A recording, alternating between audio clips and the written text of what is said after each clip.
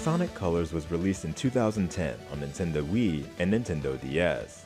A continuation of the labeled 3D boost formula started by the previous Sonic Unleashed, Sonic Colors made its mark solidifying the gameplay fans enjoyed most from the previous outing in this format.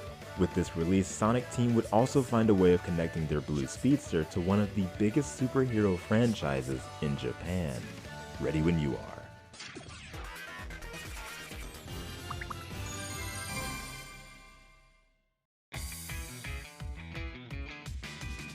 Before we can delve into this bridge with the blue blur, we have to establish a base. Kamen Rider, or Masked Rider, a series beginning back in the early 70s, is part of the tokusatsu genre of filming. Tokusatsu being two characters that when put together means special effects filming. Tokusatsu nowadays is most notable for its intense choreography, monster battles, and heroes fighting evil while wearing usually colorful spandex and/or armor. Kamen Rider exploded in popularity, and since the year 2000, its parent company, Toei, would put out a brand new Kamen Rider series of usually 45 episodes every single year, with a new story, new collectible toy items, and new heroes. In 2009, the at the time newest series, Kamen Rider Double, would hit the airwaves. Double consisted of our protagonists, Hidari Shotaro and Philip, two detectives of a windy city who would come together to become two halves of one being, transforming into the town's hero, Masked Rider Double. One of Kamen Rider's most recognizable aspects is its tradition of having the heroes morph into their suits with extravagant belts, a tradition that's held strong to this day, having started all the way back in 1971. In the modern age, to increase the playability of their toy counterparts for kids, the manufacturer Bandai would begin adding small gimmick items to interact with the belt as well as signature voice clips to coincide with them. Because of this, the gimmicks would become integral to each new series' plot, and their functions and voice clips would carry over into the show themselves. This in turn would not only increase sales and interest whenever the show would introduce a new item, but would be unbelievably beneficial for marketing, as the voice clips now would become immediately recognizable and synonymous with the rider they belong to.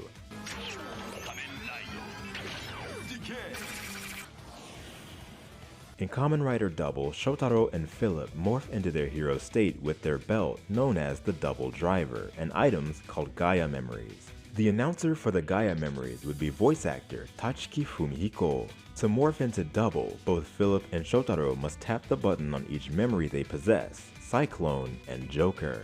Once inserted and activated, the driver would then state the memories' names again, but now with each their own signature jingle tagging along.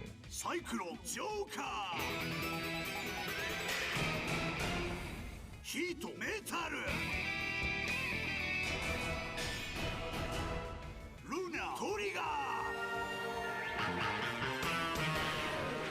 Across Kamen Rider Double, there would be over 100 different memories, each with the same idea carried over, and many, many, many different colors. Like how I did that? Alright, bet. Check this out. Just 1 year later in 2010, Sonic Colors would hit store shelves, and through its story introduces a new alien race known as the Wisps. The Wisps possess their own powerful abilities, prompting Dr. Eggman to overrun their planet and harvest them for their energy. These abilities are known as color powers. As Sonic runs throughout the world, he'll encounter new Wisps, each with their own designated color and ability. These being Cyan Laser, Yellow Drill, Pink Spike, Blue Cube, Orange Rocket, Green Hover, and Purple Frenzy, as well as the White Boost, allowing Sonic to receive a burst of speed. As the player activates each color power, this happens.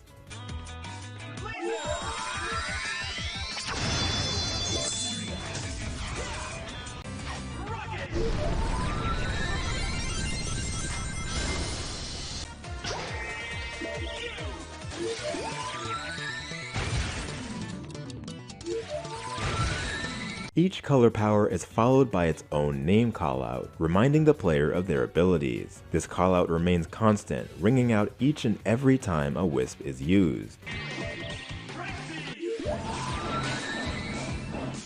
The announcer for the color powers is also the announcer for the entire game, which in the American release would be Sonic the Hedgehog's at the time new voice actor, Roger Craig Smith.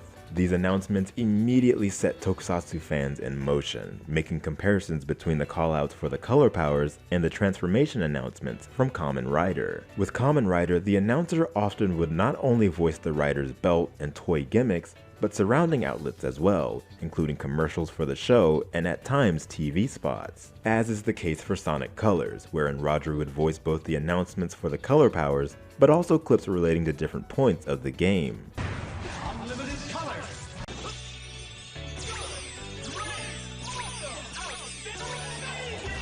There would even be a clip added for when the player activated Super Sonic.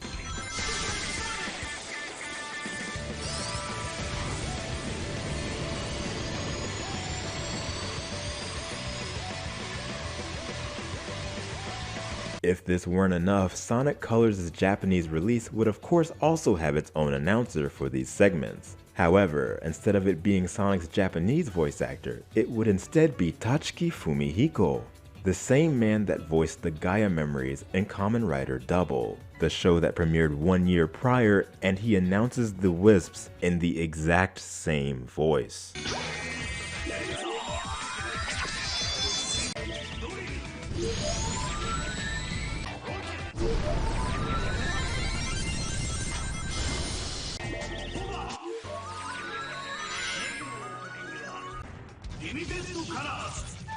During the final boss against the Nega Wisp robot, Sonic assembles each color power together, activating a final move labeled the Final Color Blaster.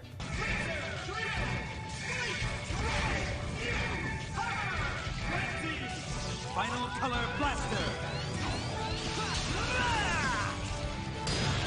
This move in and of itself serves as a partial reference to the finishing move of Kamen Rider Double's final form, Extreme, known as the Bicker Illusion. Since Sonic Colors in 2010, the franchise has yet to take part in any real collaboration with Kamen Rider. Even still, the Wisps remain an homage to the superhero franchise that holds strong to this day. The Wisps would appear in multiple Sonic titles following Colors, including Sonic Generations, Sonic Lost World, Sonic Forces, and 2019's Team Sonic Racing.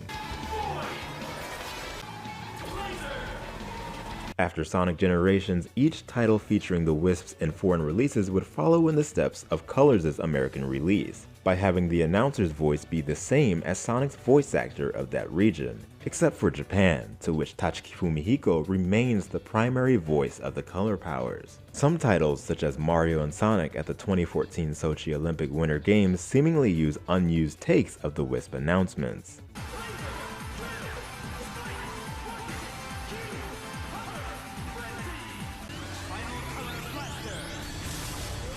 Although these titles would be designed to not include an announcer, new color powers would continue to be added and their named callouts would prove so iconic that they'd continue to be included regardless.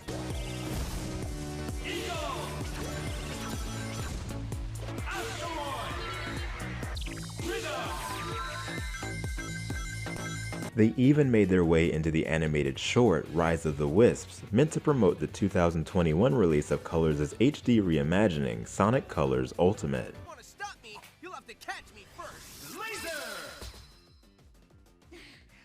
To this day, the Wisps remain a positive aspect of Sonic's modern history, a new set of gameplay styles with flair, and even with the franchise yet to collab with the superhero series it would pay homage to. It's clear that the Wisps aren't going away anytime soon.